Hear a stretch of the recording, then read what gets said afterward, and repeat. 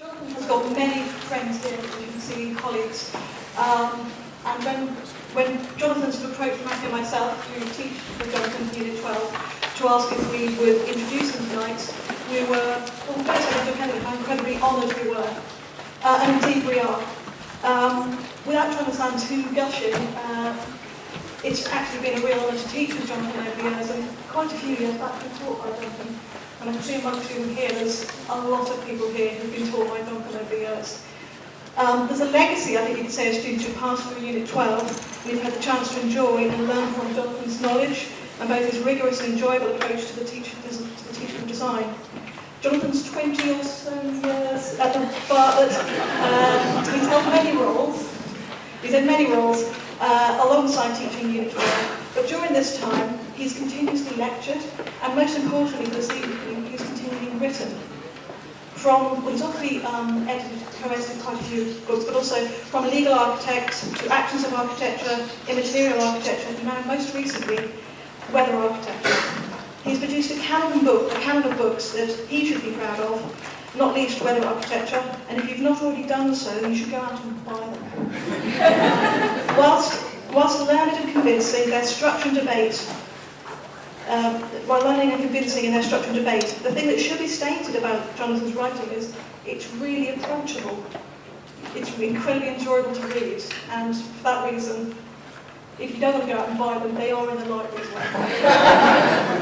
I think that's a sign of a good writer, and also I'd say it's what's more important than that, it's a sign of an excellent tutor. There's going to be a chance for questions at the end. I'm going to hand you over to Matthew now, but I also have a slight admission back tonight, because I've possibly slightly done the book, so if you see me sneaking out at 7:30, I'm off to catch a train. It's not in any way reflected on Jonathan's lecture, so please.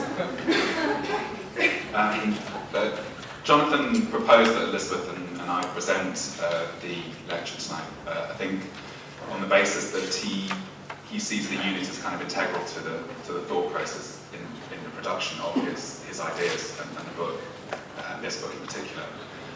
Just to turn that round, I think it's also the effect that Jonathan has had on the unit.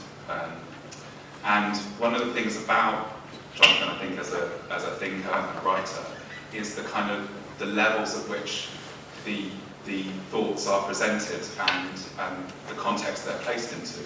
It's historical, it's social, it's political, as well as an incredible kind of knowledge of design. And I think that what's important to understand is that is the kind of context in which the unit exists. So it's although Jonathan, I think, sees it as an exchange, and I hope it's an exchange, it's these ideas in this book that create that kind of space where students are able to kind of develop projects with an incredibly level of informed analysis. And just I think handing over to Jonathan for a kind of introduction to this book. Thanks very much, Matthew and Elizabeth. As they said, when I was thinking about who to ask to introduce the lecture, it sort of, in a way, it sort of became obvious to ask them, because so much of the ideas of my work have really been developed in conjunction with running a unit at the Bartlett, and I'm very lucky to have had that experience. It also is very much to do with running the architectural PhD program, because one of the things that I find really fascinating about an architectural design PhD is this sort of interaction of text and design, which has always been the thing that sort of really drives me.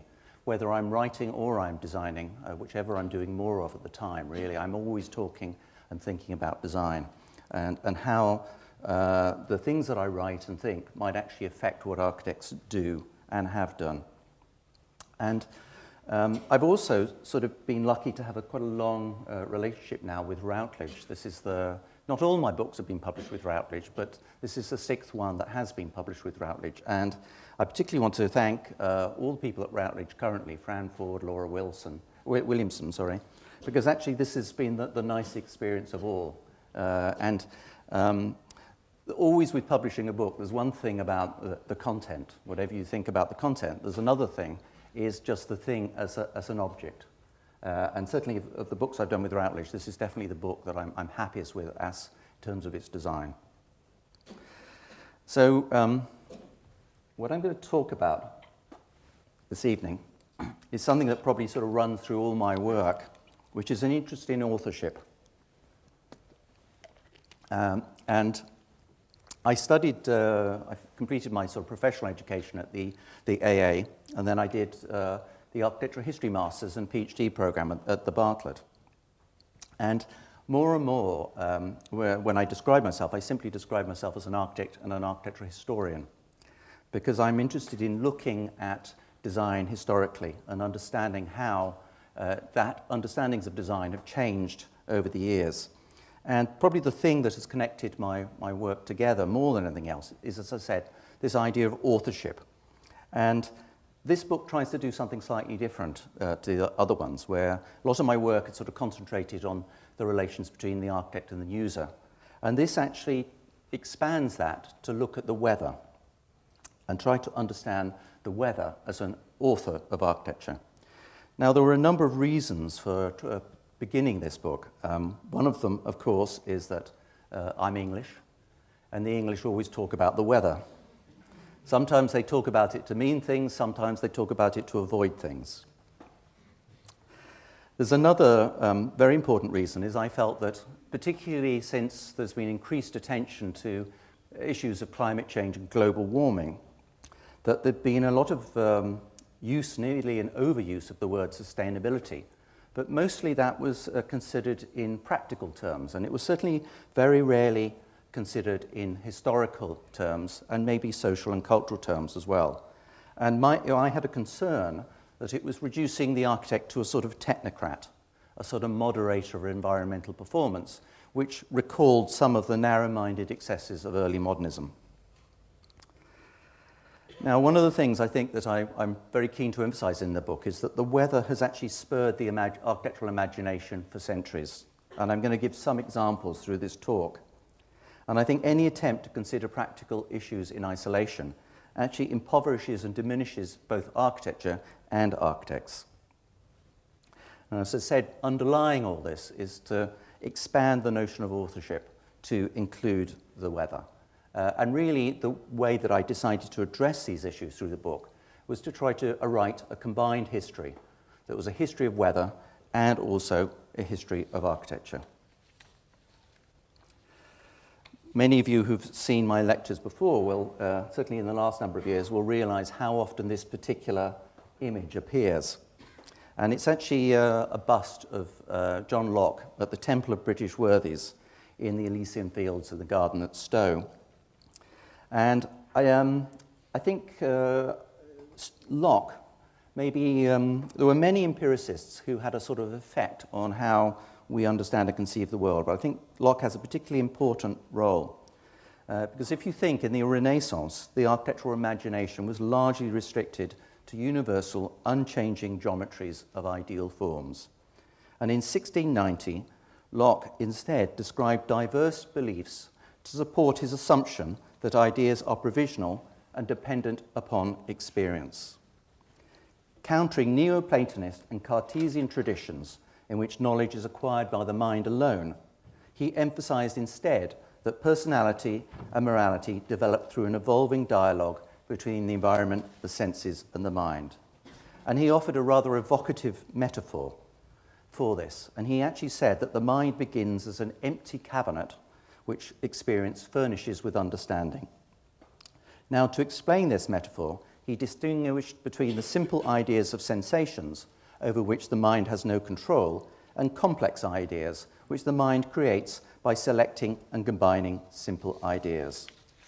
Now, Locke was hugely influential, but one thing that very soon his empiricist followers actually questioned was the assumption that there can be a direct relationship between the observer and the observed, because they recognize that this ignores the observer's role in actually shaping that experience. And as empirical investigation without prior concepts is impossible, we cannot see objects simply as they are. For example, just as the invention of perspective in the 15th century influenced the future development of art and architecture, the microscope and the telescope became necessary to empirical science, and in turn affected what was investigated and how it was investigated. Many people at that time were actually looking at the weather in a quite interesting and new way. And Locke's concern for environmental influences actually included a particular fascination for the weather, And for over 20 years, he recorded the daily temperature, barometric pressure, and winds.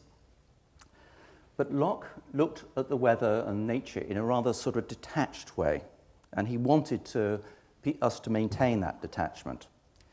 Instead, in a very, very influential book in 1711, Anthony Ashley Cooper actually, and this is a quote, this is what he wrote, "Enlivened by the sun and tempered by the fresh air of fanning breezes, I shall no longer resist the passion growing in me for things of a natural kind." So alongside a concern for empirical science, the 18th century gave new attention to subjective experience and the natural world, so that one became a means to explore the other. A metaphor for time, the changing weather became synonymous with changing perception and was considered to be as exceptional as the imagination. Any change in the weather, the time of day, or the position or mood of the viewer could affect perception, so that even an object as solid as a building might not seem the same from one moment to the next. I think this had a substantial effect on the relations between nature and culture, and in focusing on subjectivity, that century, the 18th century, actually transformed the visual arts, its objects, authors, and viewers. In contrast to the aloof and individual authorship developed in the Renaissance, an alternative conception of the architect encouraged a new type of design and a new way of designing, which valued the ideas and emotions evoked through experience and acknowledged the creative influence of the weather as well as the user. No longer was architecture a cohesive body of knowledge based upon absolute forms and proportions, and rather than universal, ideas were provisional, changeable, and dependent on experience at conception, production, and reception. Those of you who might know it will realize that the previous image is a drawing of William Kent's garden at Rousham, which was created between about 1738 and 1741. And this is actually one of Kent's drawings.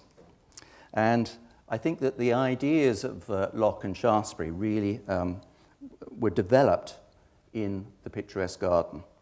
And one of my intentions in this book and a lot of my work is to really, I think, try to give a different interpretation of the picturesque to the common one, which I think sort of rather characterizes it in a narrow manner. Now, marking a significant transformation in the role of the architect, the first example of the sort of design practice I'm referring to occurred in gardens, not buildings, because they were more clearly subject to change.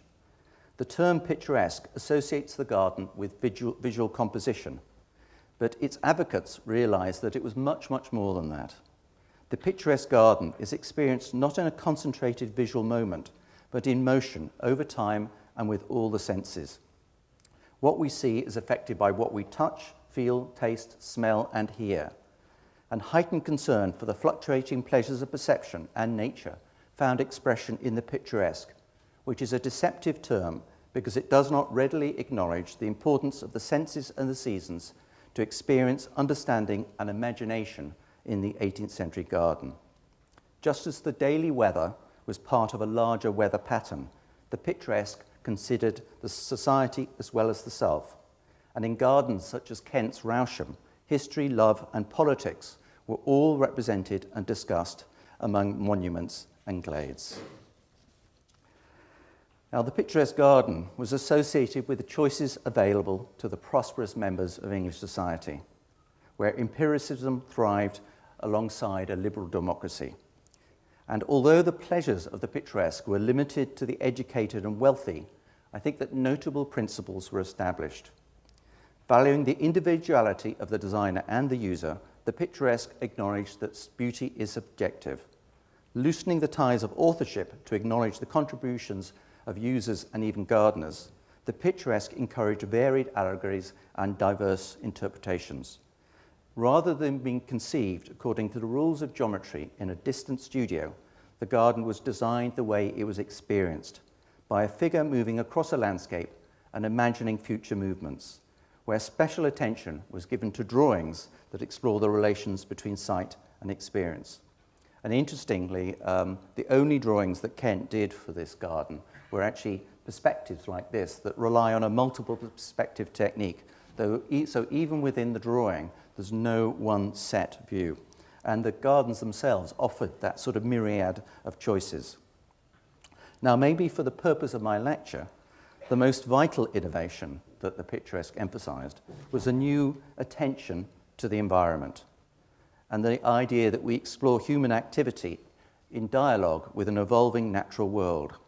Rather than a complete and timeless object, a garden building was understood as part of a wider environment which I think established an architectural environmentalism that has had a profound influence on future centuries. At first, this environmentalism was specific to the garden, but with Romanticism, it led to a much wider engagement with the natural world.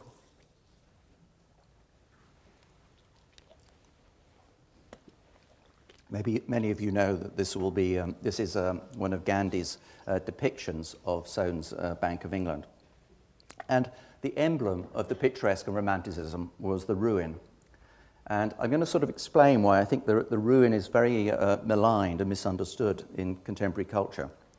Because weathered and overgrown, the ruin sort of was the emblem of the picturesque and romantic. But it actually sort of came to fruition for a number of reasons. Partly due to empiricism's attention to experience and the heightened awareness in the Enlightenment's concern for origins and archaeology, and also in the value given to imagination, time, and metaphor in the picturesque. Whether found or fabricated, the ruin related the present to a particular past, imagined or real. It could evoke a lost idyll that would never be repeated, transfer gravity and authority from one era to another, or suggest that the successes of the present would surpass those of the past. Now, today we tend to think of the ruin in negative terms, associating it with an anachronistic nostalgia and the aesthetics of decay. But 18th century designers believed that the ruin most eloquently expressed the evocative power of architecture. Diminishing an object physically, ruination expanded its metaphorical potential, stimulating memory and the imagination. And having fallen out of use, the ruin was ripe for reappropriation. The ruin's attention to the changing seasons suggested that a garden, or even a building, could be like the weather in all its subtle variety, and thus more ambiguous, unpredictable, and open to varied interpretation, which might question established uses. Today, architects draw future buildings as though they are already built, but 18th century artists and architects drew attention to architecture in multiple states, whether occupied, ruined, or under construction, and richly suggestive because they were complete, ruins implied potential as well as loss. And I think this is one of the real distinctions between the way that we tend to look at ruins now and it was seen as the 18th century. The ruin in the 18th century was seen as something that both referred back to the past but also forward to the future. And rather than a complete and timeless object, the ruin acknowledged the effects of time and place, establishing a symbiotic relationship with its ever-changing context, be that climatic, cultural, social, economic, or environmental. Crucially, the ruin was a hybrid, combining architecture and landscape, nature and culture, growth as well as decay. This is a book that I've become particularly fascinated by.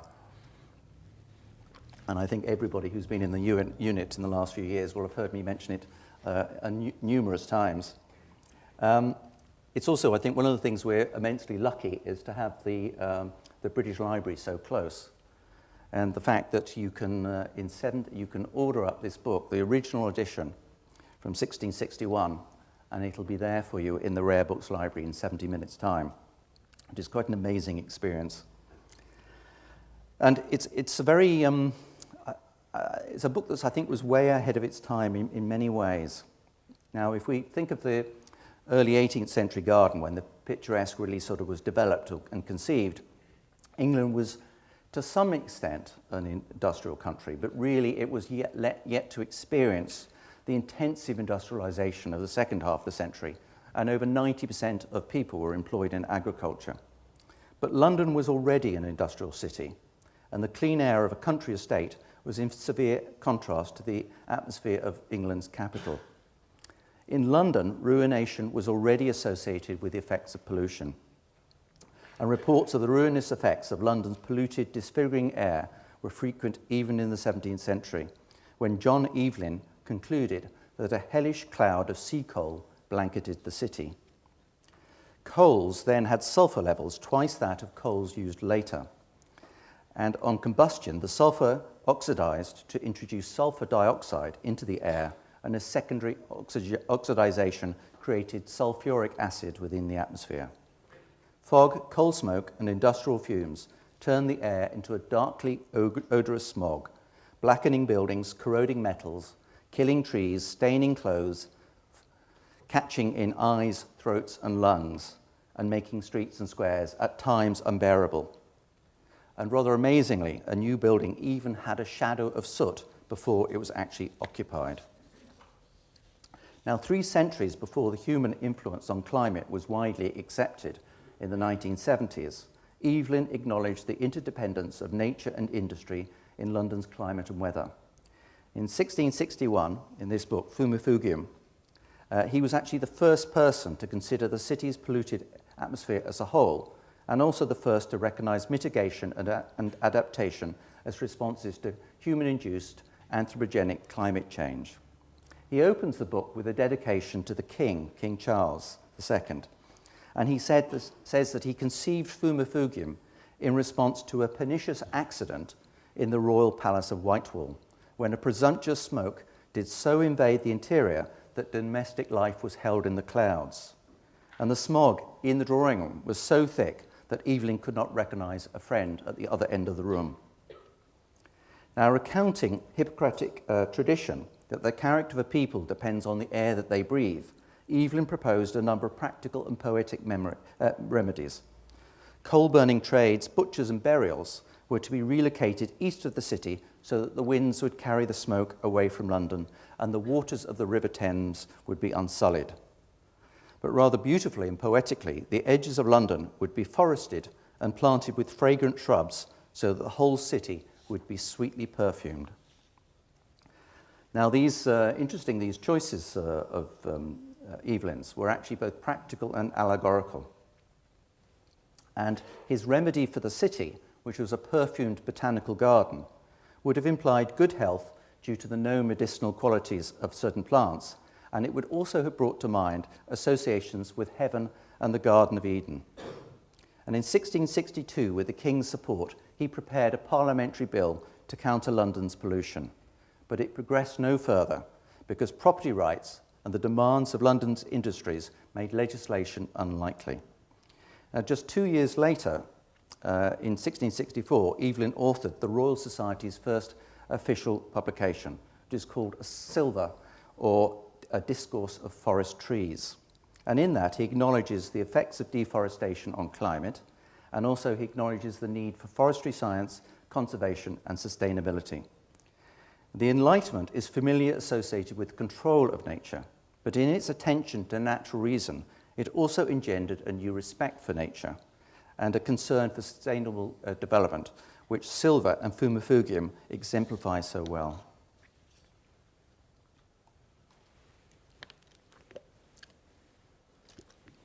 As I mentioned earlier, I think it's rather amazing and slightly startling to realise that Evelyn's account of London's pollution actually occurred before the Industrial Revolution. And industrialisation intensified in the final third of the 18th century alongside increased population growth and resulting consumer demand. Previously rural areas such as Lancashire and South Wales were transformed by the new industries, which made nature as well as people adjust to the changing conditions. And when I was doing research into this, one of the most startling facts I found was that in Manchester, a new strain of the moth, Bistum betularia, actually evolved in just 30 years. And as the city grew and the city became blackened, the moth actually changed. And it became Bistum carbonaria because its wings had turned black, offering camouflage against predators in the soot-clad city. Now, in London, nearly every industry was found, and the city consumed 800,000 tonnes of coal in 1700, 1.5 million tonnes in 1750, and 2.5 million tonnes in 1790, when its population was over 10 times that of any English city. And to consider contrasting responses to architecture's subjectivity and industrialised weather at the start of the 19th century, I've chosen two protagonists. One was the architect John Soane, and the other was the painter Turner. Living just a mile apart and also close friends, they shared a fascination for the weather. In a novelistic essay on the history of his house, Soane imagines that his home is first occupied and then left to decay. The building is believed to be haunted until a future visitor, on finding it in ruins, attempts to decipher its earlier purpose and character. And elsewhere in his memoirs, he refers to Padre Giovanni, a pious monk living among the ruins, who is, of course, Soane himself. One of the things that I'm become intrigued about, and this connects both to weather architecture, but actually what I'm working on currently, which one of the things I'm doing is actually there's going to be an essay in the next issue of AA Files called The History Man. And it talks about the relations between history and the novel. And one of the things that I've become intrigued about is the relationship between empiricism and the picturesque, but also empiricism and the novel. And we're so used to the novel as a form, as a literary form, it's quite hard to us imagine that actually the novel is about 300 years old, certainly in the English language. And in valuing direct experience, precise description, and a skeptical approach to facts, empiricism created a fruitful climate in which the everyday realism of a new literary genre, the novel, could prosper as factual fictions. In contrast to the earlier romance, which incorporated classical mythologies, the novel concentrated on contemporary society and the individualism it encouraged. The uncertainties and dilemmas of identity were ripe for narrative account.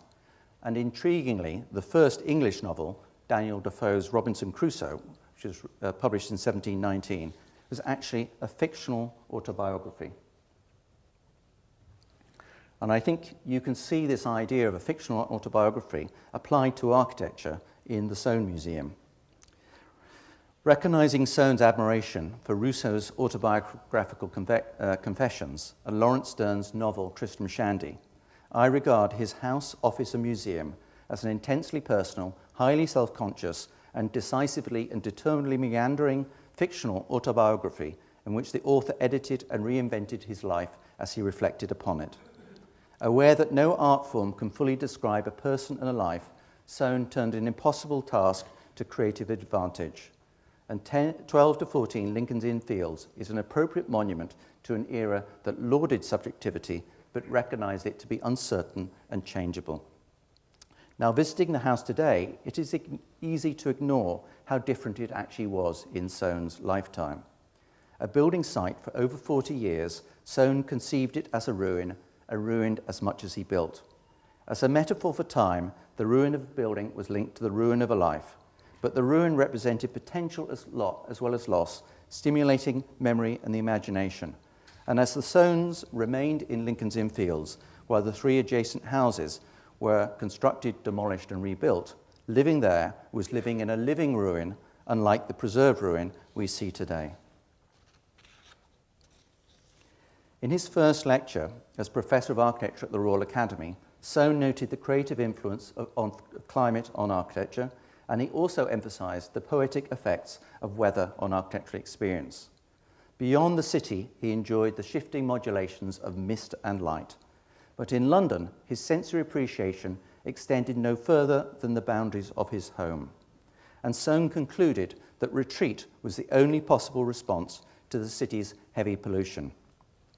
Now, Soane often stated his fascination for the picturesque, and discussing a building and a setting, he writes, and this is a quote, "Architecture thus being identified with gardening, it becomes a necessary part of the education of the architect that he should be well acquainted with the principles of modern landscape gardening."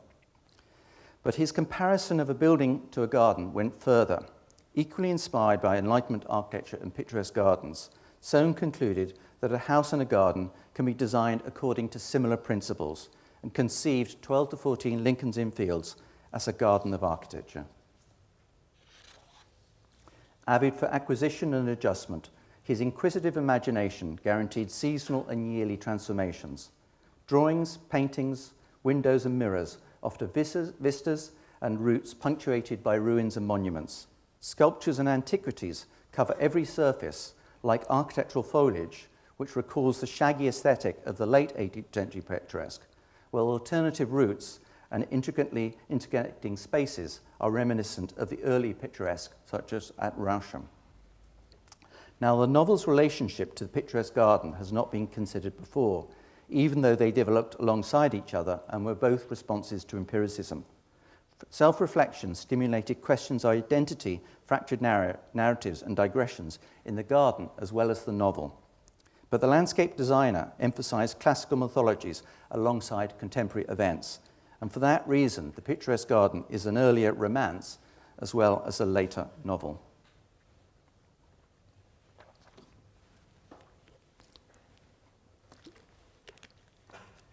Intriguingly, for the context of my talk, Soane actually designed a climate and a garden as much as a building.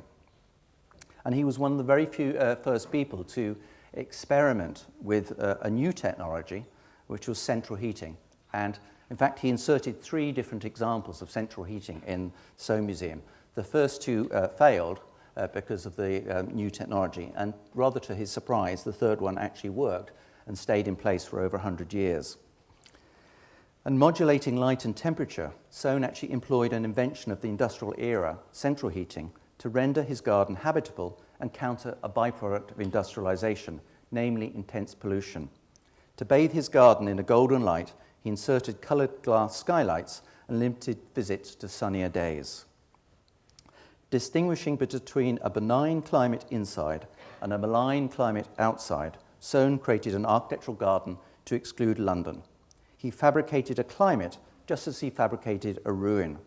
Only he determined his garden's growth and decay. And conceiving Lincoln's Inn Fields as a means of self-expression and morbidly concerned for his own reputation, Soane displayed some of the characteristics of a romantic artist.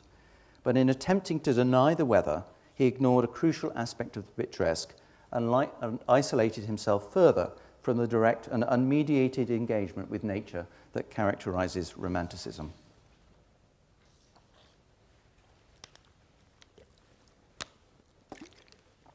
As a means to fully appreciate the qualities of a person and a place, in contrast, Turner's sketchbooks reveal how careful he was to record a landscape from different points of view, in different weathers, and at different times of the day. And he would often go back to the same place and record the same view or landscape in different conditions. Many of his paintings focus on changes in the weather and human responses to those changes.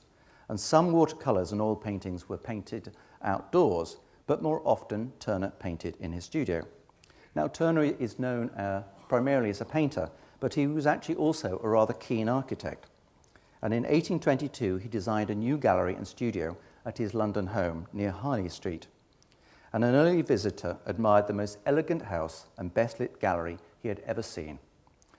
20 years later, in 1842, another visitor describes a quite different scene, and I'll read this out. The house had a desolate look. The door was shabby and nearly destitute of paint, and the windows were obscured by dirt. When I entered the gallery and looked at the pictures, I was astonished and horrified. The state they were in shocked me. The skylights on the roof were excessively dirty. Many of the panes of glass were broken, and some were altogether missing. It was a cold, wet day in autumn, rather like this, and the rain was coming through the broken glass onto the middle of the floor, and all the time I was there, fully an hour, I had to keep my umbrella over my head. Now, decay must have begun much earlier for the house, gallery, and studio to reach such a level of decay and decrepitude by the early 1840s. And historians and curators used Turner's old age and curmudgeonly character to explain the decay. David Blaney Brown, who has been responsible for the Tate Britain Turner bequest, describes Turner as a profound pessimist and depressive, whose resolve in old age had so flagged that he could not be bothered to look after the works he intended for posterity. And the Tate's Conservation Department identifies a number of reasons for the poor condition of Turner's paintings today, all significantly due to his working practices, including the terrible state of his studio. And these are two quotes from them. The finished paintings frequently suffer from moisture sensitivity, disfiguring mold growth, flaking of priming from canvas, flaking of paint from paint, wrinkled and crackled paint, discolored glazes. As unfinished paintings were left in the studio, they acquired a layer of dirt and grease, which Turner should have cleaned away before adding further paint. But he did not. The layer of paint became part of the painting, decreasing adhesion between the old and new layers and causing further flaking. Now, Turner was a very successful and wealthy artist by that time, and he could have easily had his studio repaired. And instead of merely indicating his pessimism and disinterest, I think it is likely that Turner's treatment of his paintings was deliberate and necessary. His most noted advocate, John Ruskin, famously remarked, "First, he receives a true impression from the place itself. Then he sets himself as far as possible to reproduce that impression on the mind of the spectator of his picture." Therefore, I think that Turner conceived the progressive decay and gradual ruination of a painting to be a means to convey the impression of a place in relation to time and weather. So he wasn't just trying to capture the qualities of a place at one moment, he was trying to capture it over a period of time and in contrasting weathers, and to also indicate the effect of weather on that place.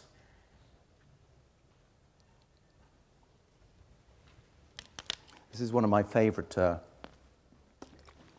paintings of Turner's. And Turner was actually born in London, near Covent Garden. And a Londoner throughout his life, his reaction to the city's polluted air was actually fascination rather than repulsion.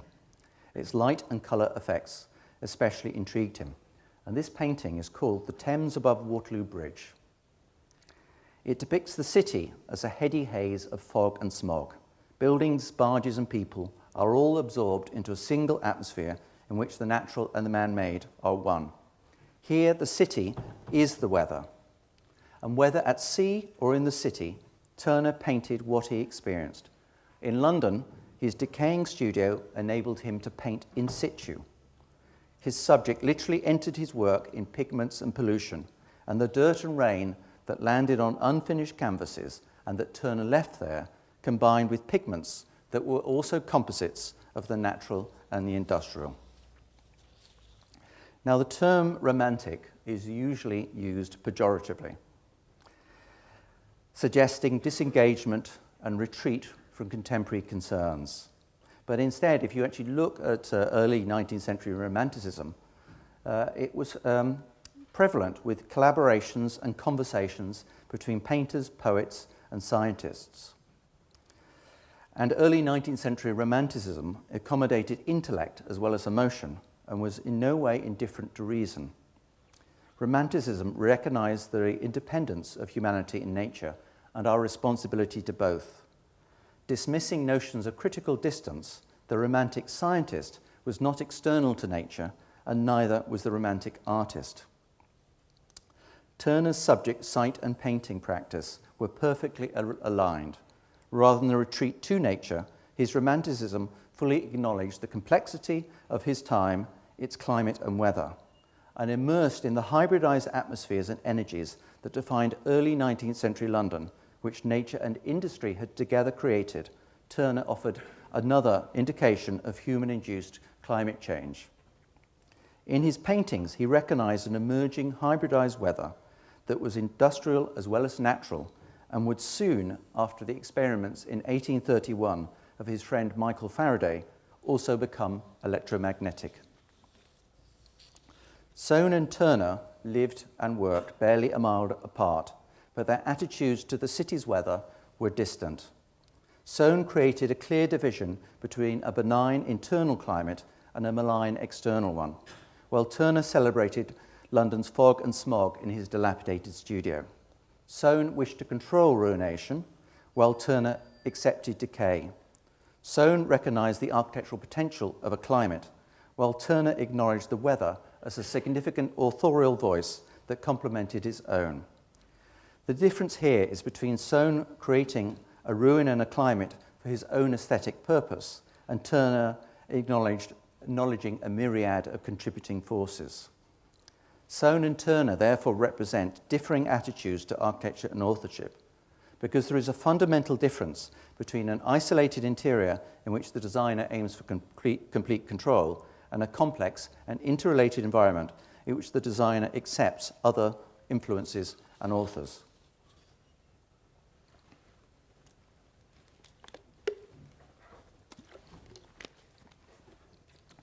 So for the next 100 years, the picturesque and romanticism were comparatively ignored. But that changed in the mid-20th century. And very interestingly, it led to a sort of a new understanding of modernism. And modernism was actually associated with the picturesque and a burgeoning romanticism, encouraging architects to counter an earlier didactic and universal modernism by embracing history, landscape, and environmentalism. In the search for stability in the uncertain aftermath of 1945, modernism's previously dismissive reaction to social norms and cultural memories was itself anachronistic.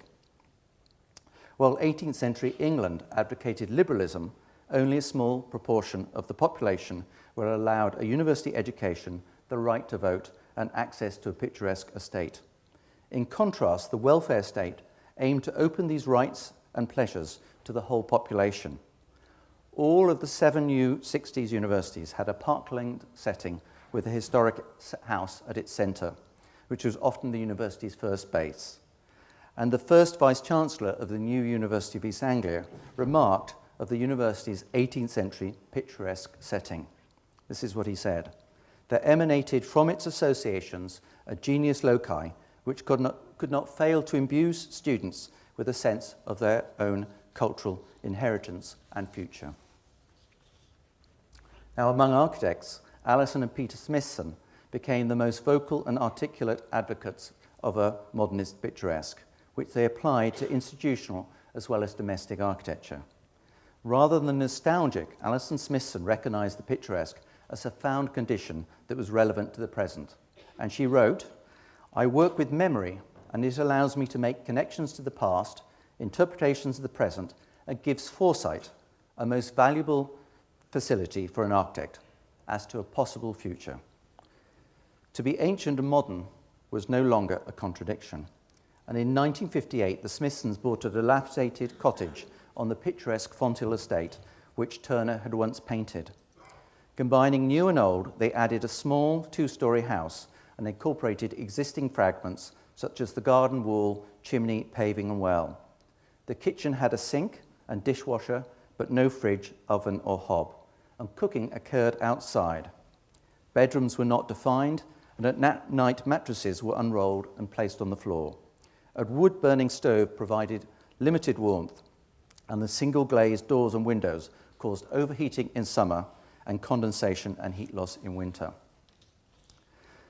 But these points that I've described cannot be seen necessarily as failings, because they were actually important to the experience of Upper Lawn Pavilion, questioning conventional notions of domestic shelter and privacy.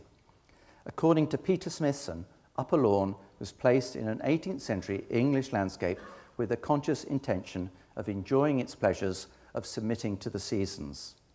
Camping out in a primitive pavilion, the Smithsons accepted 18th century levels of thermal comfort and energy consumption as a means to engage the present through the past. And they attested the assumption that some loss in environmental comfort is amply compensated by, and even necessary to, a more complete experience and engagement of nature and weather. Alison Smithson concluded that a society becoming more climate, nature, and energy resource responsive will allow us to think of a new form of light touch in habitation.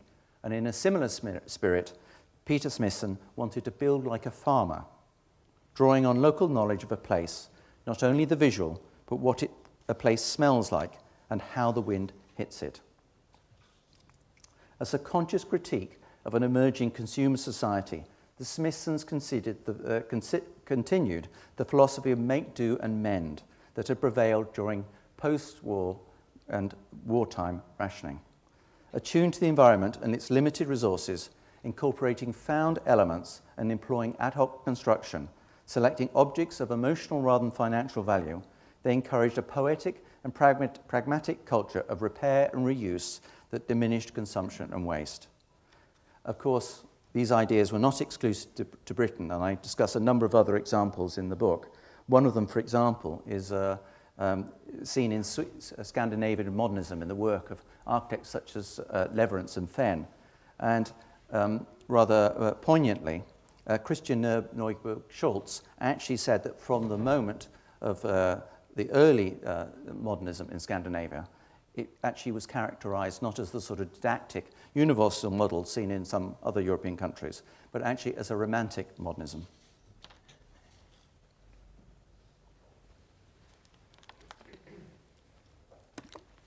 Now, to conclude this talk, I want to reflect briefly on the architectural tradition that I have described. From Vitruvius' archetypal primitive hut to the hermetically sealed modernist glasshouse, many architects and historians have assumed that architecture is defined by its opposition to the weather.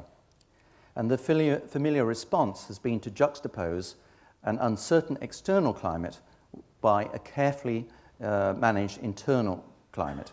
Now, one of the most poetic examples of this is obviously Soane's house, but the tradition is also eloquently expressed in Rayner Banham's book, The Architecture of the Well-Tempered Environment, from 1984. Now, architects tend to refer to climate more often than weather, I think because it is representative of a norm. And even when the architect's approach is poetic, the architect as problem solver often prevails because of the needs to identify precise skills that generate economic, social, and cultural benefits for the client, user, and architect.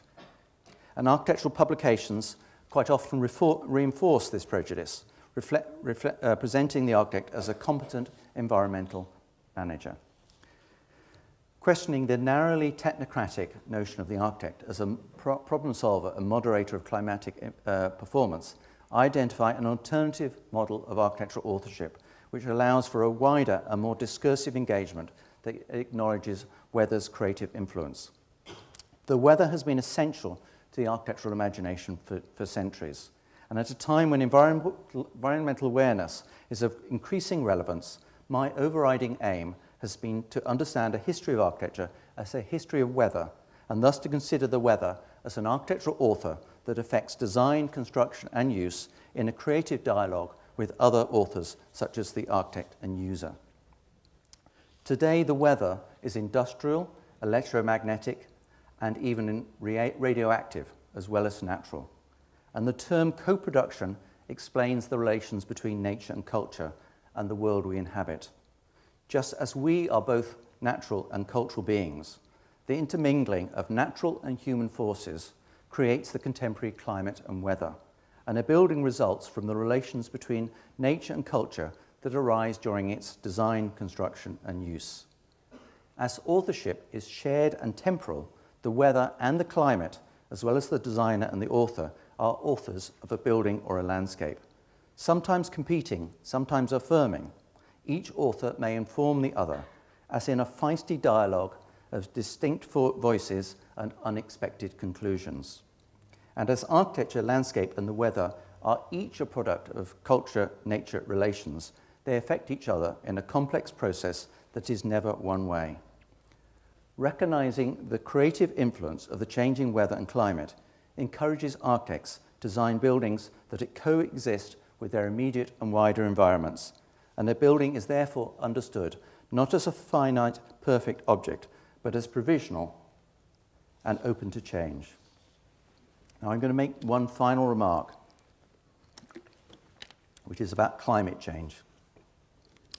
The foundations of meteorological science were laid in London while Soane and Turner were transforming their homes in response to industrialized weather. In 1803, Luke Howard's book On the Modifications of Clouds provided the first widely accepted and systematic investigation of cloud formations.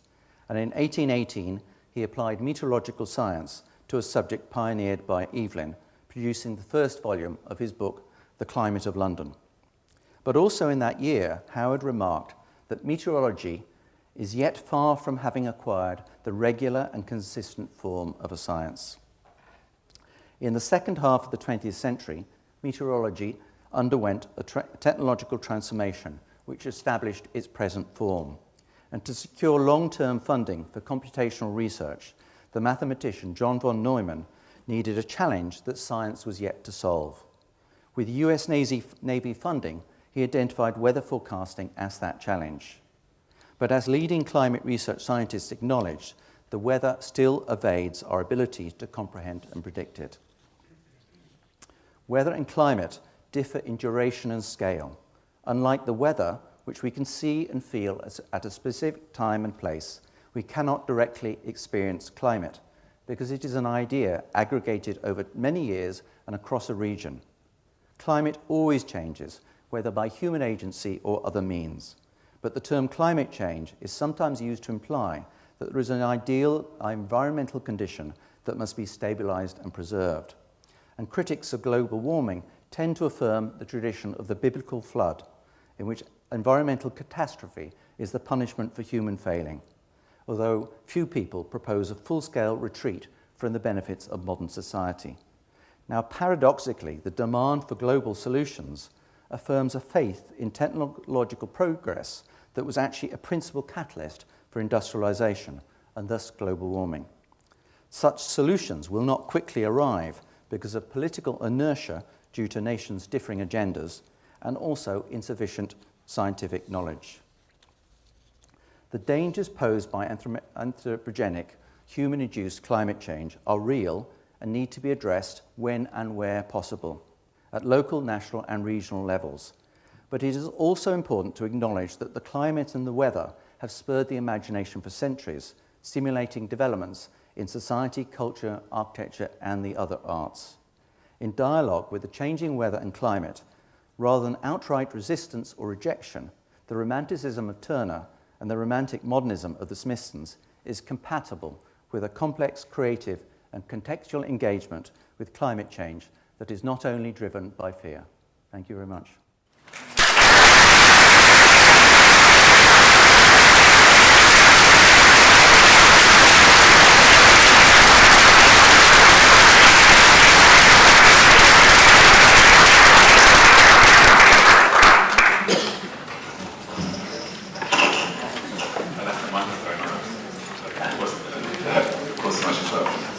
Jonathan, it's amazing. Thank you very, very much. It's personally great to see speak about a chapter that I've read quite a few times and understand another level that you've given to the work, different emphasis. I'd like to open up the conversation to questions. So if you do have any questions for Jonathan, maybe you could raise your hand. I imagine there's going to be quite St. Quentin. No one's going to go. Maybe I'll start with the question. I was probably expecting that to happen. It was funny when I was thinking about just get the box. Yeah, no, it does. Well, it was funny when I was sitting there and listening to the lecture. I was trying to think about whether I could ask a question that would be surprising or to you, and because of the conversations we've had, it's difficult to, you know. Every question I ask is like, no, I know he's going to say that, I know he's going to say that, so it's quite difficult. So I wonder, I'm going to be interesting to know whether I'll know the answer. It's very interesting, at the beginning of the lecture, you described yourself as an architectural historian and an architect. And if you kind of take the kind of maybe standard view that an architect is a designer who is about proposition, and that a historian is about somehow the study of what has already been. What is your rhetoric about stating that it is about both those means of practice? Well, it's interesting because I referred to that I've been writing this sort of essay for A Files, which will be in the next issue, and it's very much helped me sort of formulate that really.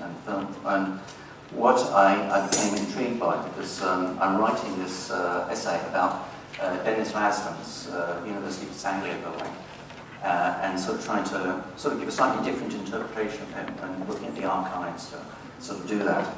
And I became intrigued by a phrase of his that we sort of actually used in the unit last year, which was that he wrote that the architect had to create their own creative myth, which had to be both sort of subjective and objective, based within things that were personal to him, but also in some way shared.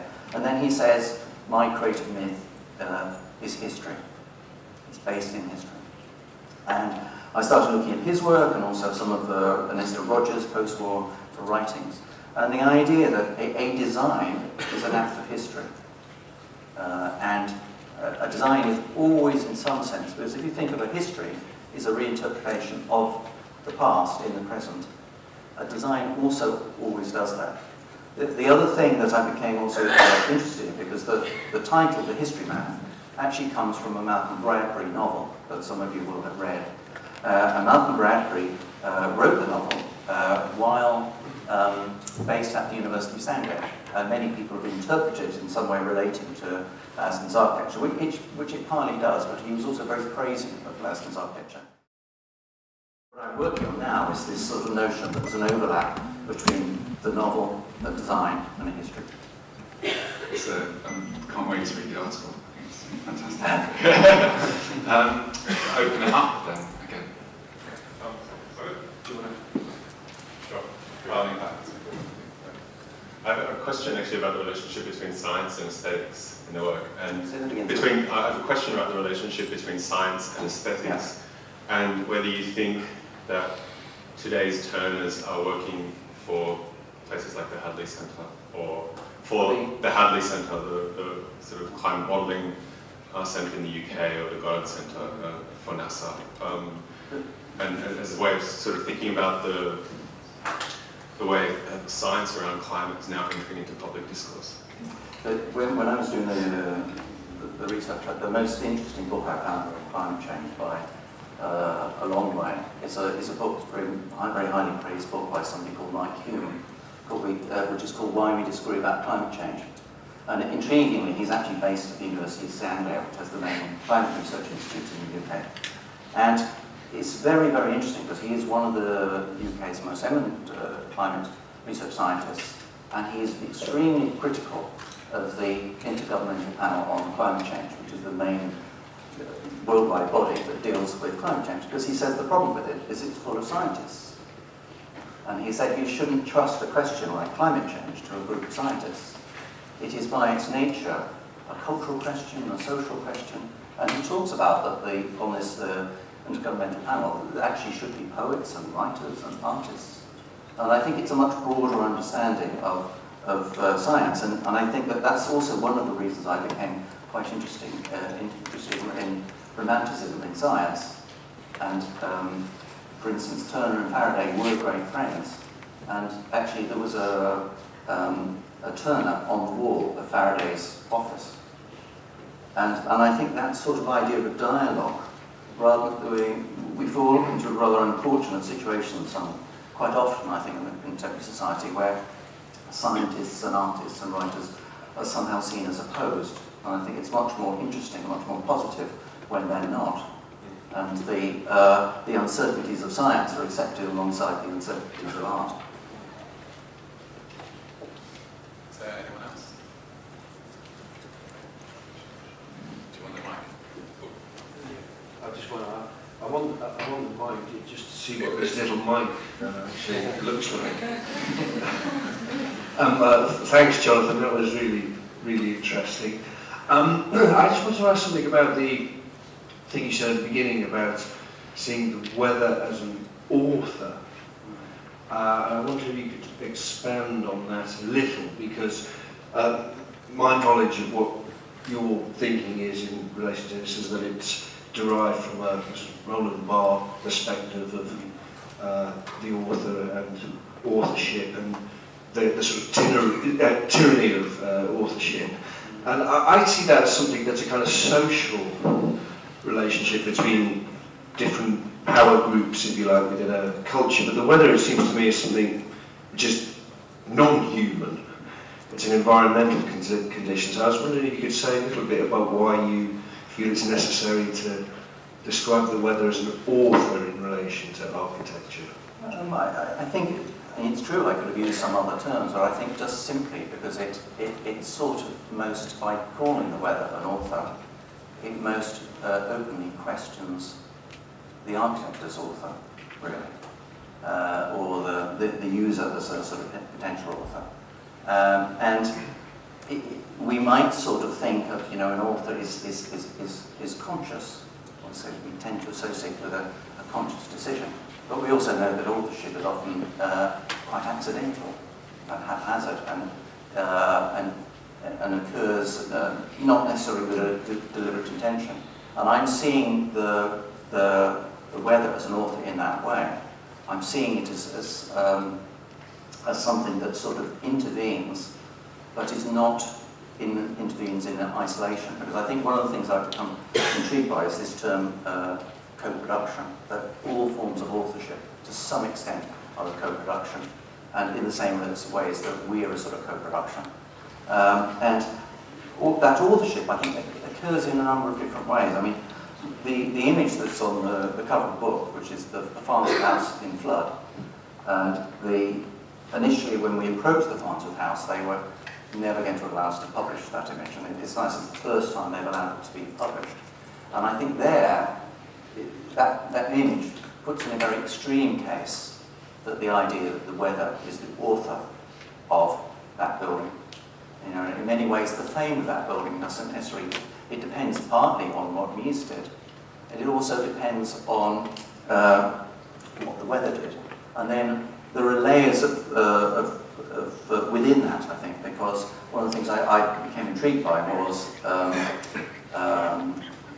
Mies's reference to Schinkel and his interest in the picturesque or romantic landscape, which is very, very strong, I think, within Schinkel's work. But then at the same time, the flood was actually caused, to some extent, by human intervention. Because actually the reason why that area floods is that the Fox River has actually been built on closer to Chicago. Because, funnily enough, the Fox River actually comes past Chicago and then goes out towards where the Farnsworth House is sited. So that because the water couldn't run off go into the ground, can't drain the ground, it's actually ran off into the water. And so you could say, well, is the flood a natural intervention or a man-made intervention? And of course, it's both. And by using the term author, I'm trying to put the sort of the effect of the weather on the same level and an equal importance to those of human forces.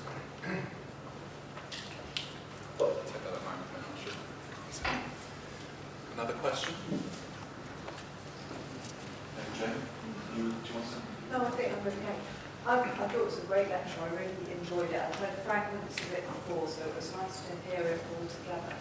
I was just intrigued, I guess, by your final comments, which I very much agree with, that climate change should be left to the hands of scientists. There needs to be an engagement with artists and culture.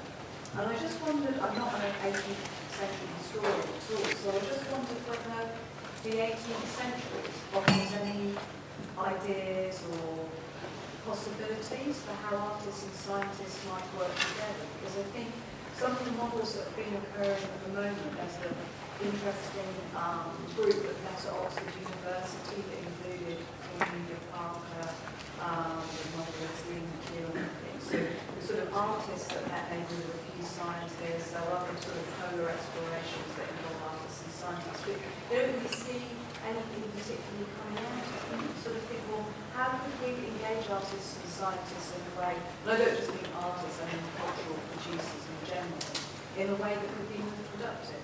I mean, it's interesting when you read sort of early 18th century or late 17th century scientific tracts, they're very unscientific. And there's a really lovely one by Robert Plott, who was the first professor of chemistry at Oxford. And his account of, was it a natural history of Oxfordshire? And it's just a wonderful collection of absurd events, which is very much an idea taken from Francis Bacon, that somehow the exceptional event is somehow revealing. And so I'm not sure in terms that we would understand it now, you could find those sort of cross-fertilizations occurring at that time, because probably science as we understand it now it was pretty much in its early development.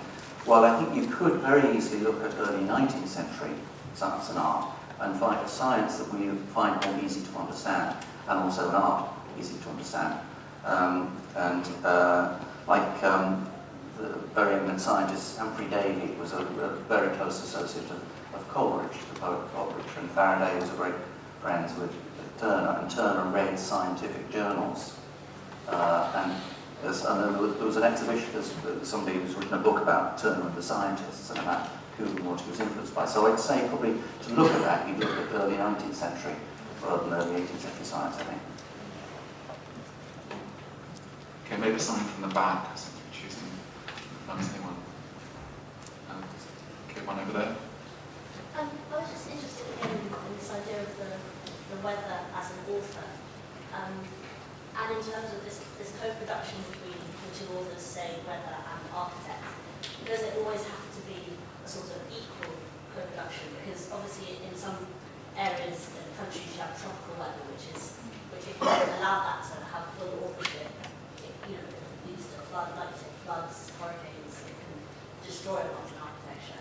And in some cases, does that kind of shift? Does the architects as an author need to be stronger than the weather as an author, and vice versa, depending on the area, rather than just a kind of general co-production, equal co-production?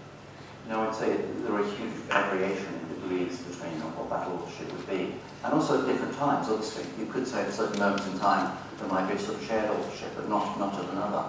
And I think the authorship within an English climate would be very, very different to, say, for instance, in the Scandinavian climate, and that's quite interesting when you look at the work of people like Sverre Fenn and Leverance. They're working in a climate that you can't sort of immerse yourself in a gentle way that you can in the English landscape, and that creates sort of different types of response.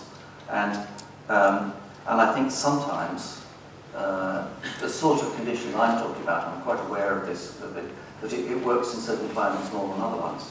I mean, for instance, whether you agree with it or not, Lee Kuan Yew said that contemporary Singapore could not exist without air conditioning. It would never be in the country that it is. Whatever you think of that, what's happened in the country that minutes before, I think that's an absolutely true statement. You okay to take? Yeah, sure. I just wondered, any more questions?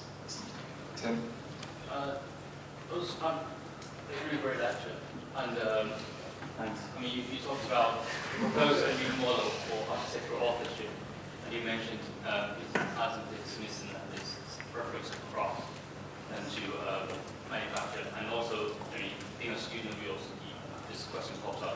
You asked me just what kind of an architect builds your kind of architecture, builds it, and I wonder, I was asking you to speculate the future a little bit. If you are as dominant as Norman Foster, What, sorry? if you are as dominant as Norman Foster as an architect, Dominant? yeah. and what could you be able to describe your practice in a contemporary situation?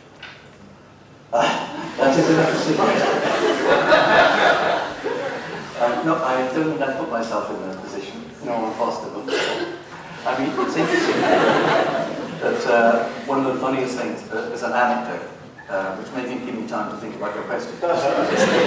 When I gave at one time a lecture in the law faculty, sometimes called the Bread Bin, in Cambridge, and I gave a lecture about weather, and then somebody said to me, I want to take a photograph of a particular place. And there was this great, huge lecture theatre, and there was this wonderful drip, stain of water that came all the way down. And, I mean, to be honest, I wouldn't want to have a practice like Norman Foster. I wouldn't want to do Norman Foster's architecture. I wouldn't want to be as corporate as that.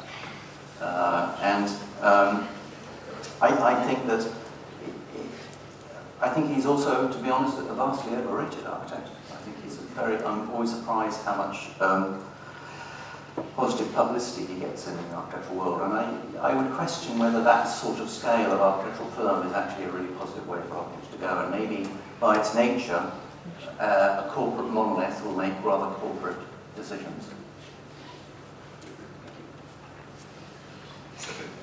Hi, thanks very much for a great lecture.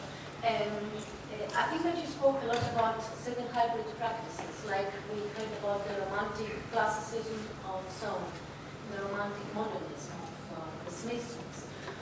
In which case, I wondered why the empiricism of Locke is set in strong contrast to the aloof classicism of classical architects, implying some kind of primacy of empiricism over classicism, whether you would actually imply more of a hybridization between the two rather than an opposition, because the lecture starts with a clear opposition. I mean, it's interesting because on one level also I don't talk about the Baroque in a lecture like this, and you could say that some of the things that I'm talking about were in the Baroque as well. So for the architecture of the early 18th century, sort of, you know, and when Benjamin talked about Baroque allegory, and he recognises sort of very sort of notions of time, very strong sense of time in Baroque allegory and the role of the subject. And I think to some extent, I think empiricism gave certainly emphasis to experience, but then what happened was not at all what John Locke intended to happen. You know, he wanted a much more sort of measured understanding of the world. So I think that that's why, to some extent, I much more see the picturesque in terms of romanticism, nearly, more than I do in terms of empiricism. And the architecture I am most personally nearly fascinated by is romantic classicism, which is the architecture of Gilly and Schinkel and people like that, where those two, I think, romantic, because by that time classicism was considered differently, and the classical canon had sort of been put to one side. And so I think they did start to fuse in that architecture. And I am particularly interested in architectures which are hybridic in some way, and sort of difficult to classify, and don't seem to be sort of absolutely fixed to one era or one view.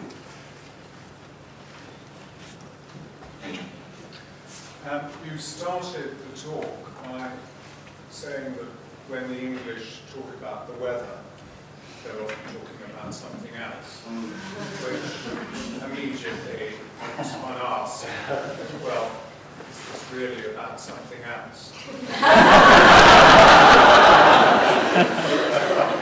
It is. It is, and it's very funny, you know, because the very final lines in the book are that I say, I thought when I started it, I was writing a book about the weather.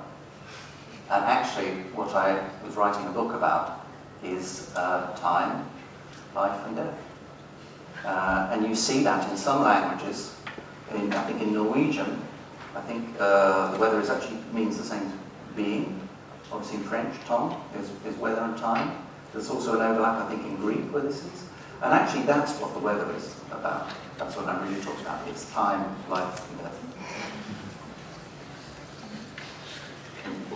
Maybe two more questions. I was very interested by your comments at the end. Actually, I wondered if you could expand on sort of how we move from architecture perceiving climate change as a threat to something else, something more positive, perhaps embracing more, and what you think about discourse around urban resilience, and even that sort of suggests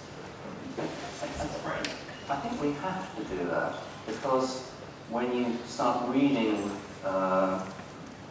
what scientists say about climate change, they do generally acknowledge that we do not have the scientific capability to stop climate change. It's just that's a complete impossibility.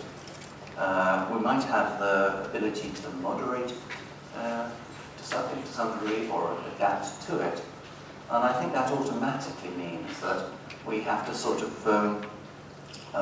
find other ways to deal with climate change. I mean, for instance, one other thing that Mike Hume says is that, you know, all the attempts at the Kyoto Agreement, he said, it's not going to happen. You're not going to get all these governments to collectively agree to enforce climate change, because they have their own political agendas. And so I think, and I must admit that's not what we then do as a consequence, it's not so much the subject of this book, but it's more that once you start to recognise that, you can sort of deal with climate change in a different way. And it's one of the things that's very interesting about Hume is that, quite surprisingly, he says that climate change's real force now is as an idea. That the idea of climate change, not the actuality of climate change, might actually change things. Okay, maybe one more question. Yeah, James, back. Do you need the mic? I'll try and chat.